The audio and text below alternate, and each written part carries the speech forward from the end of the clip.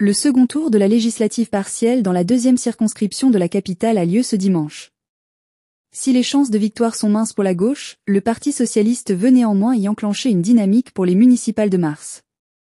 Si les socialistes parisiens affirment publiquement qu'une victoire au second tour de la partielle de la deuxième circonscription de la capitale, dimanche 28 septembre, reste possible, tout le monde sait, en réalité, que cela relèverait du miracle. Difficile, en effet, d'imaginer la candidate PS de Frédéric Bredin, qui ne dispose pas vraiment de réserve de voix, rattraper son retard du premier tour.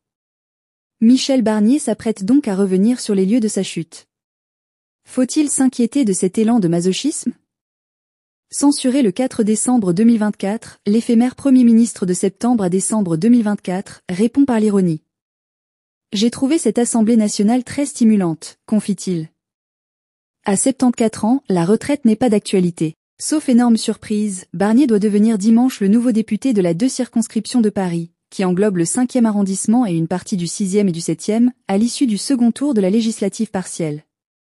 Au premier, le candidat Les Républicains, LR, avait devancé sa rivale socialiste, Frédéric Bredin, de près de 14 points. Vouloir devenir député, c'est pour lui une manière de retourner au combat, salue un de ses proches, Antoine Vermorel-Marc, député LR de la Loire. Sur le papier, l'affaire paraît bien engagée, mais la faible participation, 26%, a chagriné le favori. Alors Monsieur Barnier bat le pavé mouillé, mercredi 24 septembre, entre le Jardin des Plantes et la place Monge.